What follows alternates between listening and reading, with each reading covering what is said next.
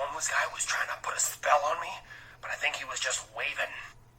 The following film is intended for mature audiences and contains adult content, graphic language, graphic violence, nudity, and strong sexual content. Viewer discretion is advised.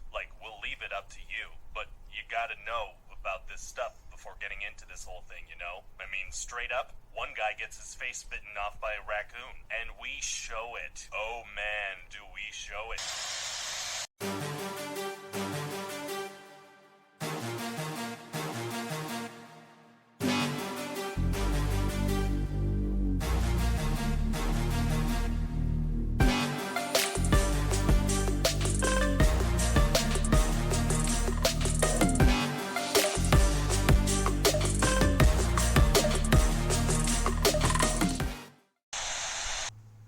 Hey guys, welcome back to the Cool-Kegs podcast. This is Cool.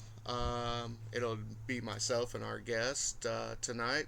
Tonight we actually have on ElectroGambit from EEG. How you doing today, bud? I'm doing good, man. How about you? Man, I can't complain about anything in the world. I really can't. So, um, the reason why I wanted to have you on is because you're kind of in a unique region of the country, up there towards the Appalachians. But before we get into all that, can I ask you who you are inside the game and who you fly for? Yeah, so my pilot name is Gambit, and I fly for the Batch family. Right now, I'm flying with the Gremlin Batch, as I'm helping with being Vice Commander with Snake Eyes and Ninja K9, and we're basically just getting our new guys up and set up. That way we can move them up in the ranks of the game. Nice, nice. Well, and always send my love to the Batch and Snake and all those guys out there, Caleb. But yeah, so even beyond that, gaming wise, I know you play more than just Sky Warrior, so you might want to you want to talk about maybe any of those that you play that. Yeah, so I play a numerous amount of games actually. Like I play GTA sometimes with my brother. I play Destiny 2. I just recently started playing that again after the Lightfall update came out. And then me and my brother, we actually own we're the owners of a gaming community on Call of Duty. So like basically what we do is we just gather people who like to have fun, do stupid things on Call of Duty, and just make sure we have fun doing everything we do. Love it, dude. Well, and you sound a little bit younger than myself, but can you talk a little bit about so obviously you're staying in West Virginia. You've lived there for a little while, I'm guessing. Yeah, yeah. So back in 2018, me and my family actually moved out to a small town on the border of Maryland and West Virginia. And basically been living here out since then. A few years back, I joined the military, went on a tour overseas to Europe, and then came back. And when I got out of the army, I moved back out this way because that's where my family was. Um, Well, thank you for your but service, been by the living way. here for about no problem, man. We've been living here for about 6 years. So Well, that's pretty before that, we lived out in before that we lived out in Kansas. really. It was a yeah. Well, that's where I'm from. I So was born out in Manhattan. is that right? So I live in the Overland Park area, Johnson County. So Okay. yeah, that's wow, small world. I didn't know that. So it kind of makes sense. Well, and could I don't know if you're allowed to, but can you talk a little bit? What'd you do in the army? I was actually a drone operator. Like I flew the it's what we call the RQ-7 Bravo. It's a Shadow. It Mm, was basically all reconnaissance and all that kind of stuff, and we assisted with the Apaches with live fire missile training and everything like that, and actual missions and stuff. like taking hard structures and tanks and stuff. Pretty much. Dude, drones are and people that have listened, drones are my yeah, they freak me out. I don't like them. So and I won't have you go into too much detail, but yeah, they're Yeah, I don't know how you really combat a drone unless you know it's there. So that's a yeah.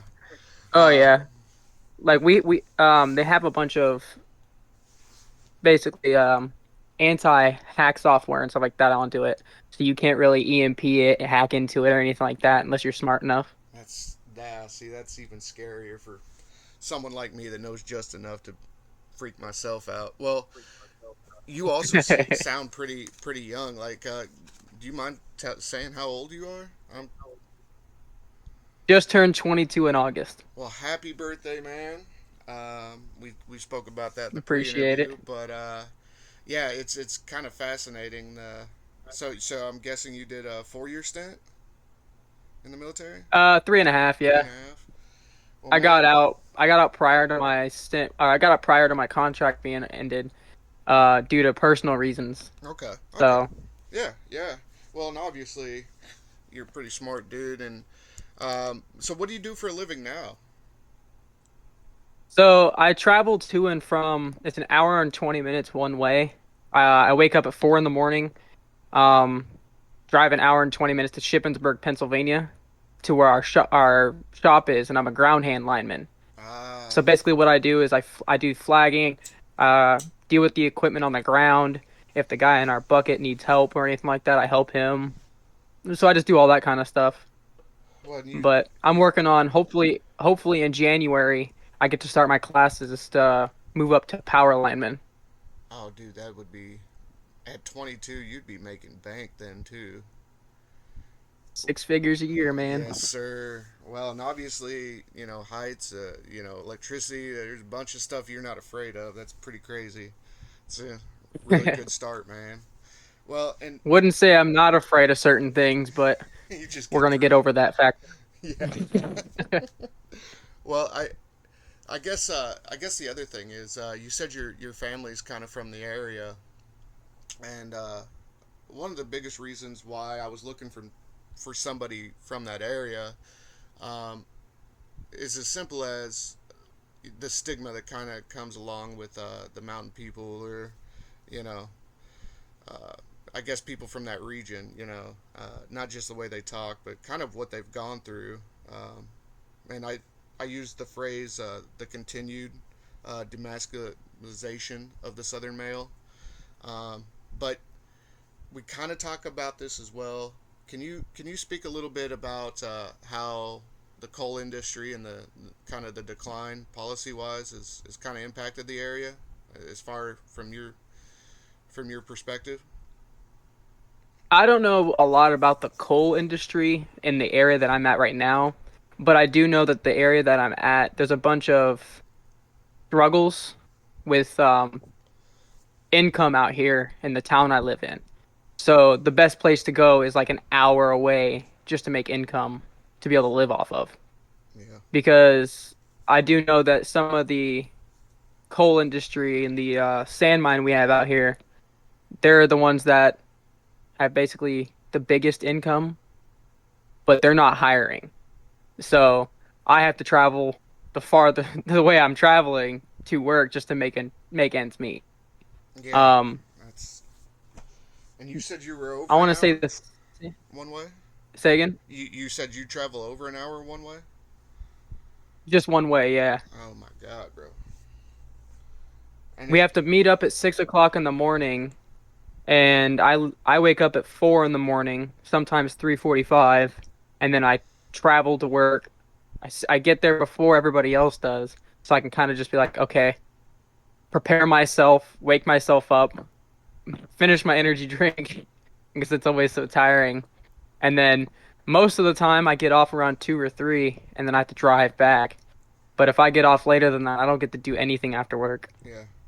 Well, and you know, I wonder how much of that is actually like obviously the elephant in the room is why you do that and yeah chose to live there, but coming out of the military, I wonder if that's partially almost like routine in a way, getting up so early. So coming out of out of the military, you're accustomed to waking up stupid early. You're right.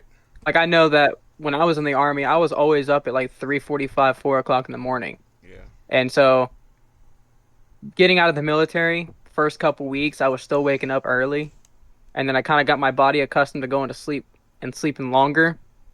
But as soon as I started working this job, it was almost like I've done this before. I'm used to it. It's not a struggle. That's the thing. You But feel more on the, comfortable. I definitely sleep in on the weekends. Yeah. Well, even at 22, and I'm sure in good shape. I mean, dude. Here's a good example. I slept 10 hours today. I just started a new job. That was an older job that I worked. Long the short, I didn't realize how tired I was. I slept 10 hours, and that's super rare for me. So I more than understand. But I'm also double your age, so I'll throw that in there so I can give myself a get out of jail free card for excuse. Uh, but let's put it this way. So I guess as far as the elephant in the room, why did you choose to move back to West Virginia? So my mom and dad have been basically the people who have taught me everything I know. And my dad's been the one that, little backstory on my dad and I.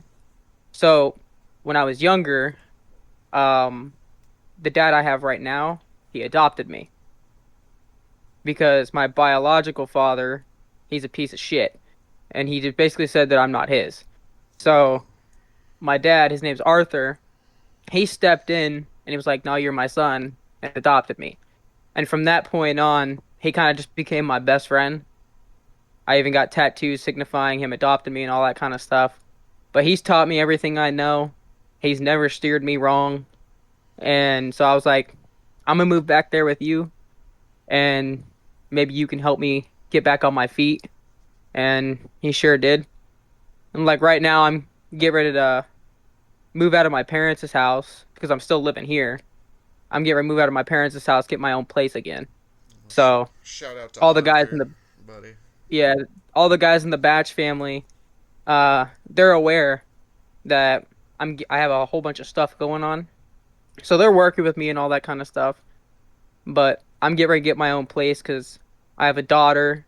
I have my girlfriend and well, girlfriend, whatever you want to call her to me. Uh, I call her my wife to all the people in the game Sure. just because why not? Yeah. Um, and then there's a possibility that there could be whenever before me and her got together back in October of last year. Um, I don't know if you're into the thing of young people. They come back from being gone for a while. They have this fun time with somebody. Sure. Well, there's a possibility this one kid's also mine. Okay. So there's a possibility that he could be mine as well. So I'm just trying to get back on my feet so that I can make sure that I have a place for my family. That way I'm Absolutely. not living in my mom and dad's basement. Mhm. Mhm. Yeah, No. it sounds weird saying I'm 22 and I'm a veteran, but I'm living in my mom's basement. Well, in 2023, man, it doesn't sound weird. I mean, there's a lot of kids out there that don't even, never even served or even work, and they're doing that same thing, or worse. So, a lot of, Well, another reason why I'm still living here is because I had to go through counseling and stuff like that to transition myself from I'm strict on that military lifestyle, right? And at first, me and my dad would bat heads because obviously me and him are both Army vets. We both got PTSD and stuff. So my mom and dad were like, just start counseling. And the closest place to stay right now is at my mom and dad's house. So I could do counseling. And I knew that if I needed help, they could be there for me. yeah, absolutely. And see, and honestly, I've never had an issue with families sticking together, kind of like they used to, 50s, 60s, even. And for that exact reason, man. You went and you served your country. You come back home. I don't understand why you're not allowed, or at least allowing yourself a little bit of an adjustment period. The VA's not going to take care of you. Um, so Yeah. you know what I mean. And that goes for all our veterans, like especially on the podcast, man. our biggest thing is being sure that we thank people that actually had the courage and everything to give us the opportunity. Like for myself, to sit here and do this with you is a huge thing for me. Um, and it's all because of lions like yourself, man. I come from a military family, but I never had an opportunity to actually serve. I got hurt, so um, I'd mentioned this to you. I, I've I'm Yeah. I'm just a civilian. You're a citizen, and there's a difference, And it is what it is. But hopefully, um, by highlighting, people like yourself, um, I don't know. I hope it's a good thing. Um, Oh, it's a real good thing. Like I get all these benefits and stuff like that. But personally, do I wish I could go back? Sometimes I do. yeah. But then again, I'm just like growing up in the lifestyle that I grew up with, knowing what my dad did in the military, and then I joined and it's completely different. Yeah. It's like, do I really actually want to be a part of that anymore? Well, And that's actually, another reason why I got out is because I'm so used to the guys, you can get screamed at, all this kind of stuff, and yeah, it was normal. Nowadays in the army, you can't even get screamed at without being scared to get reported for it and have say you get reported too many times for screaming at somebody. hmm You can lose rank. You wow. Well, see, can get demoted just and because it's so left wing right now. And I'm not trying to bring politics or anything into it, but it's so left wing and there's that stereotypical if you think about like the stereotypes and stuff like that. The stereotype would be the right wing would be you can scream at everybody, but the left wing you don't want to get screamed at. right. And it's the old school people that would do the screaming, but they would get in trouble. Well, see, You know what I'm trying to say? and yeah, no, absolutely. And we've had a lot of older veterans on here, uh, and it is kind of refreshing to hear, somebody in your generation who just went through, and to hear those kind of differences, because it's gonna make an impact. 'Cause sooner or later, the the ball's gonna drop, and our technology won't be able to save us. Um, Yeah, I've only been out of the army for a year and it's already changed drastically. I don't know if you know what shark attack is. no, no. So, shark attack is as soon as you sign the paperwork for joining the military and you enlist and raise your hand and everything, you get shipped off to basic training. Navy and Marine Corps would call it boot camp. Okay. Um, I shipped off to basic training, and shark attack is for as long as the drill sergeants want it to be within medical limitations. You know what I mean? And sometimes it can last from a day or up to a week. And that's when they would call it Shark Week. Basically, what they would do is they'll look at you and they'll be like, "Oh, I don't like how you look. Get everybody give me push-ups because I don't like how he has one too many hairs on his head." Or, "Hey, your nose is too big. Everybody do push-ups." And basically what they would do is when you first show up, you would have whatever stuff you brought with you. Well, if you brought two suitcases or three or just one, you would have to hold all of that and do push-ups, jumping jacks, just get the ever living shit smoked out of you for like I did it for an hour straight, and I'm on full uniform. First time I'm ever doing this. It's like almost 100 degrees, and we're all dying of sweat. Right? We're all dying, and nowadays you can't even do that. Like Wow. they complete my cycle was the last cycle that ever got rid of it. Well, You no longer allowed to smoke people until they really messed up. And I find that to be stupid personally. well, isn't the reason there is a reason why they do that, right? And it's to break you down mentally so you can build you back up. That's what I've been told? Yeah, so the purpose of Shark Attack and smoking you and all that kind of stuff is to basically take you from your citizen life break you down to your breaking point. And like some people were crying, bawling their eyes out. And what they do is as soon as they put you at the lowest of the low, where you feel like you're about to give up, they'll start building you back up and making you stronger and build you into the soldier, or in the Marine Corps they would call it a Marine, the Marine that they want you to be. That way you have the strength, you have the morals, and just the whole overall like mental capabilities, physical capabilities to serve your country in case of like say war situations or violent threats or anything like that. That way you could be that person people can depend on. Right. Well, and it's kind of funny. It's not funny. It's more tragic than anything. But the idea that these guys, the military in general, have done this for a reason for as long as we've existed, and now that we're again, not to bring politics into it, but again, that the shoe's going to drop eventually.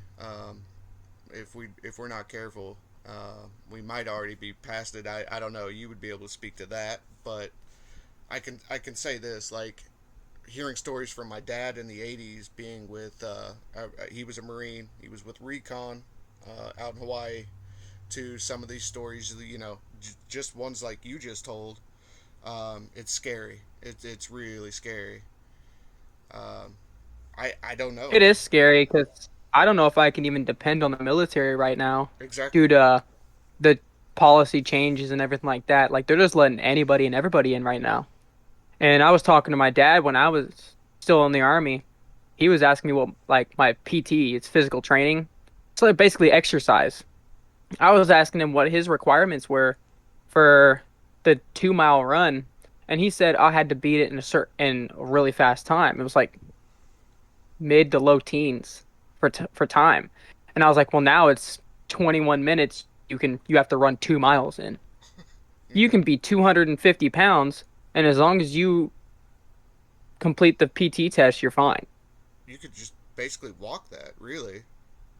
I mean, I did one point. I Yeah. was injured.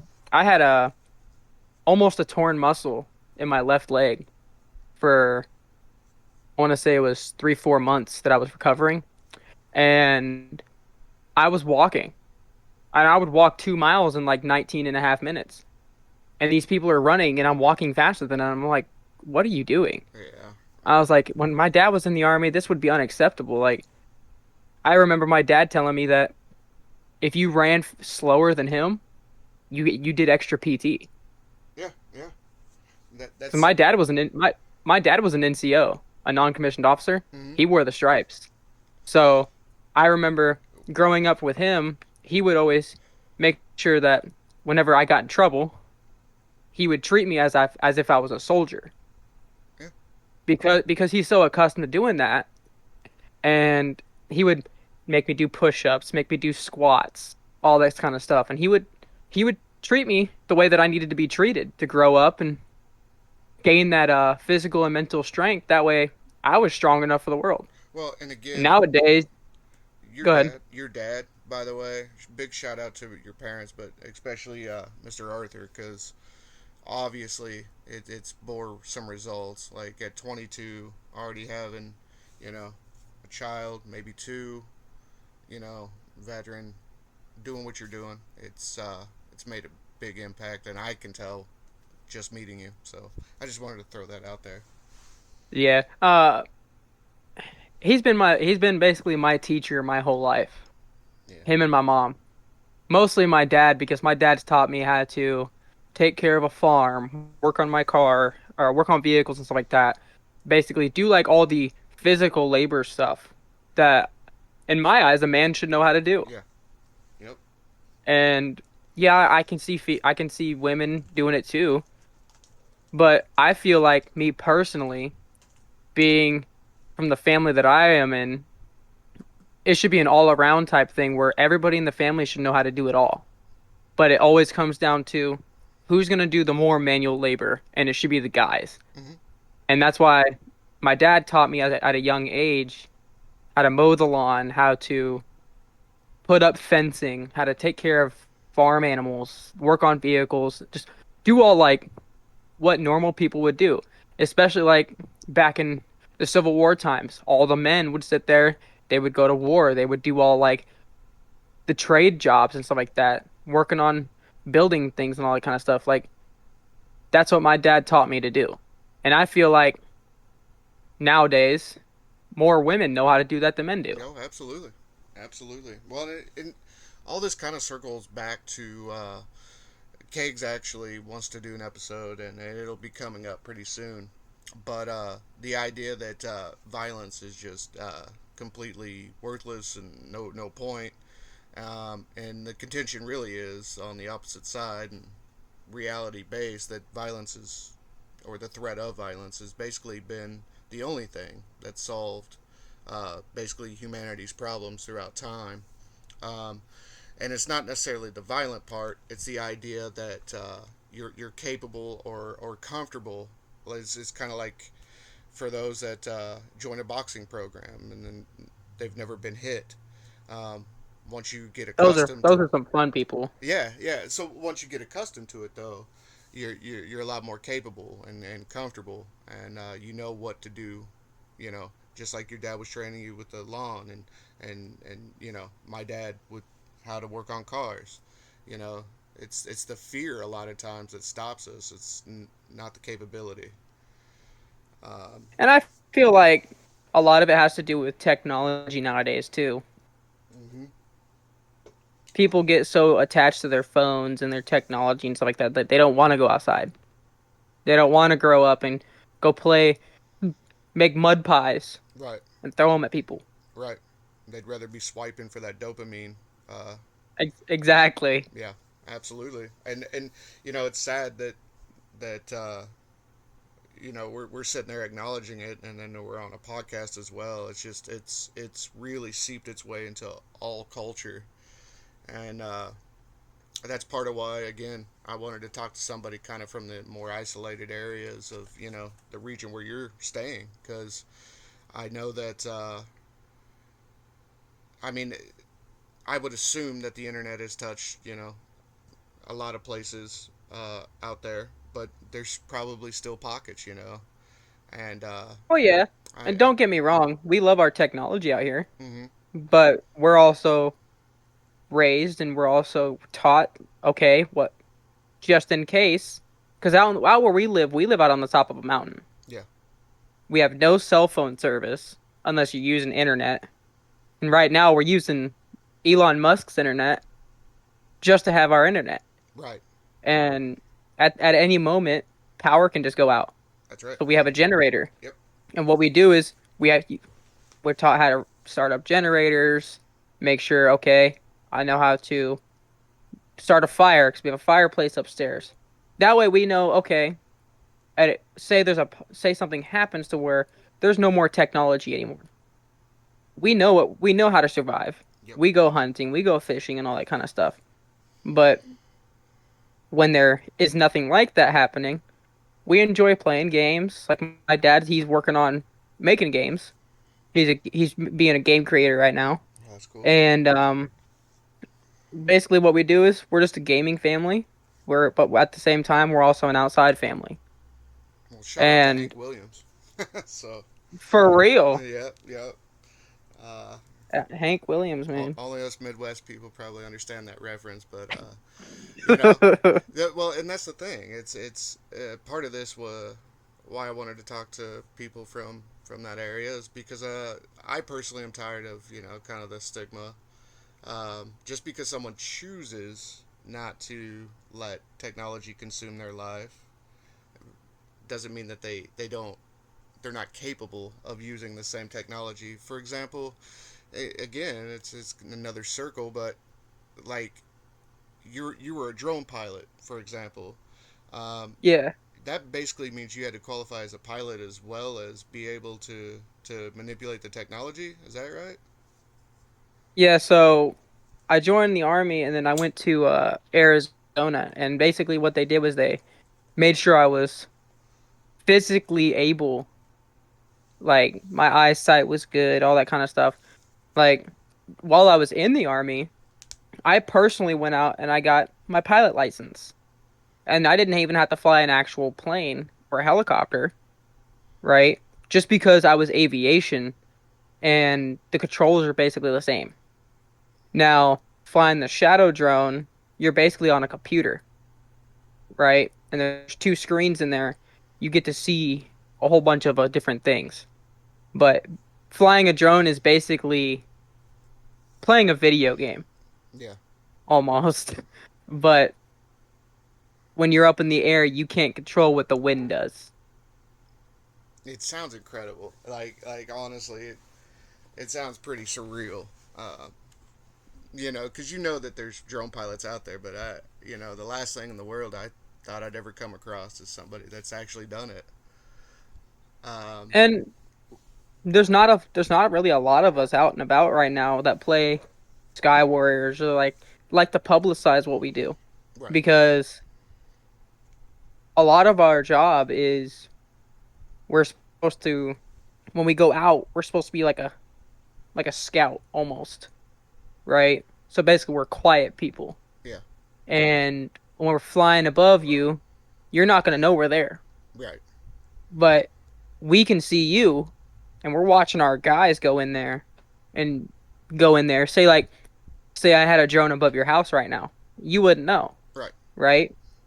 And I don't you could have cameras up and everything like that, but if your camera operator's steady enough, he can see, okay, go around this way and you won't be spotted.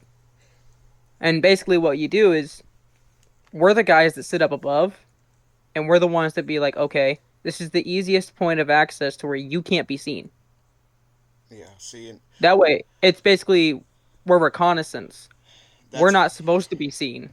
that's again like, and then you add, you get into the predators and stuff that has ordnance. It just that's this technology scares the bejesus out of me just simply because I mean seriously, nobody knows you're there, and then everybody knows, the fighter pilots are like the jocks, so they're really sexy.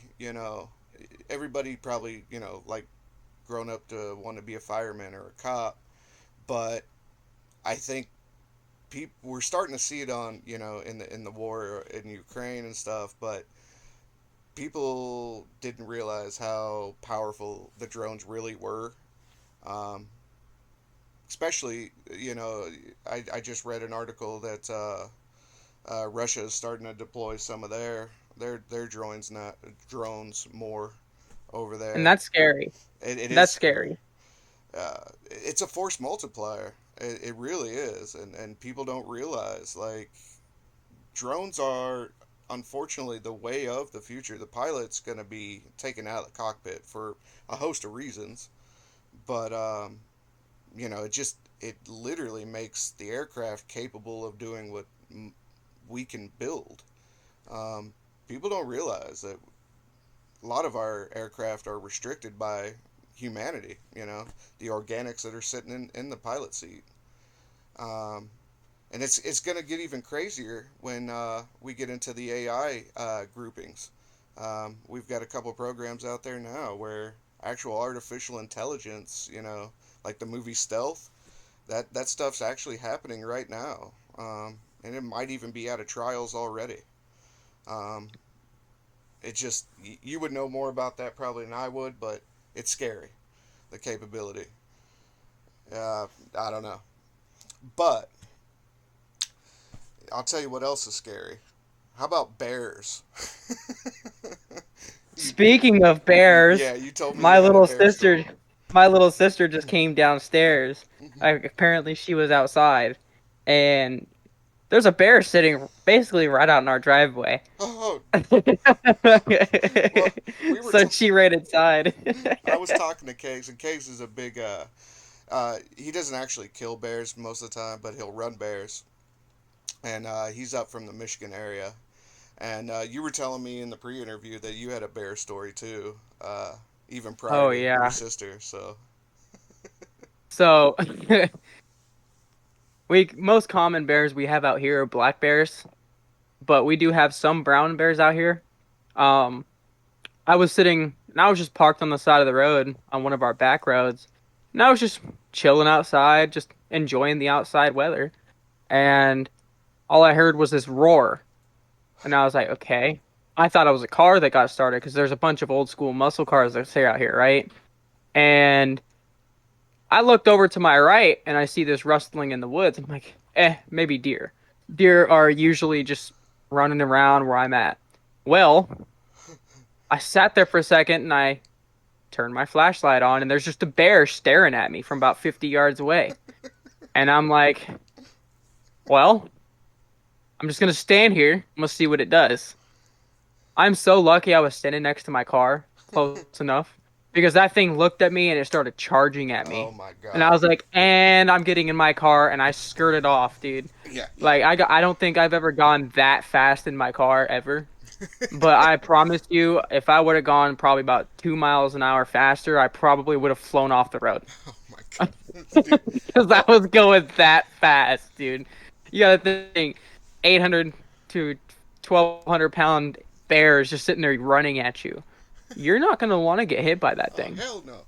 No, and I was just talking to the podcast team about this. Like, Rogan, Joe Rogan did something a year, maybe 6 months ago. He was talking about in Florida, gators were just snatching people out of the woods. They'd be jogging or something on a trail, and anacondas and gators. But up towards your way, it seems to be bears now.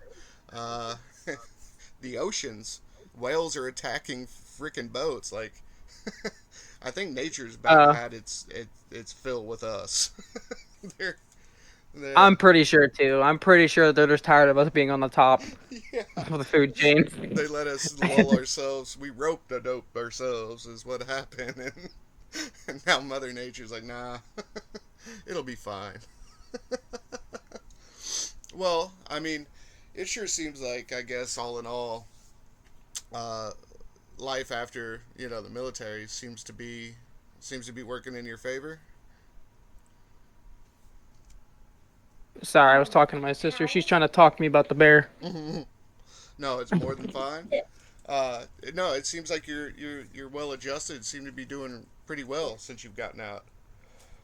Oh yeah, I've been thriving since I want to say the first 3 4 months I was struggling just because life inside the military and then outside the military are two different aspects of life.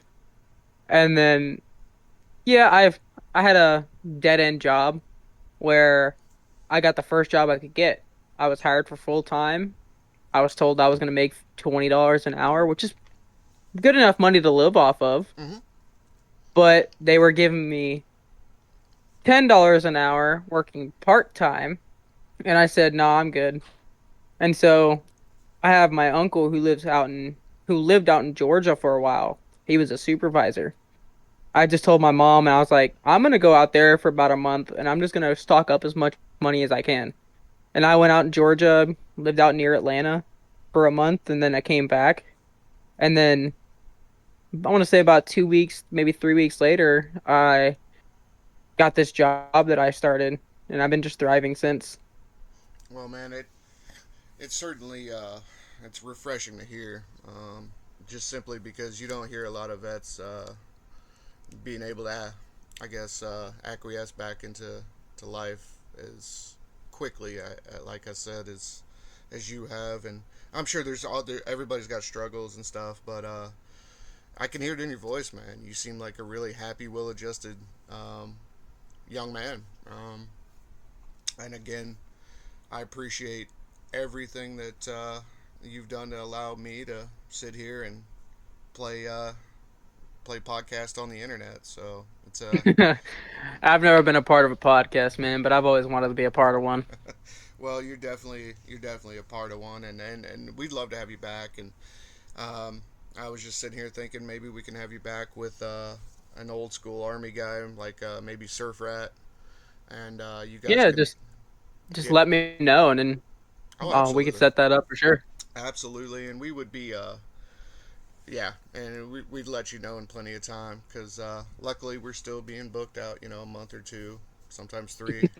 So we're blessed in that facet. But I guess to wrap this up though, so your family's kind of from the area, and we kind of spoke about this, but like old timey vernacular. um, like from the hills up there. I wanted to see if you knew the definition of maybe three different words. Just out I of can see what I can do. Yeah. yeah, because yeah, my family's kind of they made the journey uh, back in the day. So first of all, what about the word GAUM? GAUM. Do you know what it means? And I'll put it in a sentence. So like that got all gommed up. Does that ring any bells? So it all got gommed up. It could mean a multitude of things, honestly. Some people use it for it got all messed up Yep. or it got all fixed up or anything like that. But depending on the area you live in, Right. like the area I live in, it got all gommed up means it got messed up pretty That bad. that's what it meant to me. Yeah, absolutely. Yeah. And a lot of people these days pronounce it gummed, but it was always gommed. Um, what about side goggling? Have you ever heard side goggling? I've heard it. So my grandfather, I've only heard it a few times. Basically, the way I understand it, it just basically means it's not in plumb. It's not straight. So he would be talking. So my grandfather used to build houses, and he'd be like, "Oh, that's all side goggling," talking about it was just basically not straight. It Wasn't was just crooked. crooked, basically. Yeah. I always thought that was Yeah. a cute word. And then It's always that word's just thrown me off so many times side because it's goggling. so big of a word. It's so big of a word and you don't really hear it often. Well, But like my boss said it one day, and he lives up in Pennsylvania, and then he said, "Oh, that's all psycho goggling up," and I'm like, "What the hell?" well, and that's And like, he's like, "Oh yeah, it's all bent and curvy." And I'm like, "Oh, okay." well, you being from Kansas, you might have heard it's same thing, but cattywampus. Have you ever heard cattywampus? Yeah, Yeah, it's basically the same thing. pretty much the same exact thing. We um, use it in the army all the time. yeah, cattywampus. Um, and let's see, what's another good one? You have any examples? Uh, okay, so I don't know if you call it out there, a semi truck. We I call it can't a remember. rig too. Yeah. You call it a rig or a semi truck, Yep. right? Out here, they call it a tractor trailer. Tractor trailer. Okay. Yeah, I've heard that. I've heard it. It always caught me off guard because I'm so used to saying semi or rig, and I heard it for the first time up here, and I'm like, "What do you mean tractor trailer? I don't see a tractor." And I'm looking for like this John Deere or Massey Ferguson driving on the road, and it's like they're like, "No, that tractor trailer right there, the Walmart one." I'm like, "You mean a semi truck?"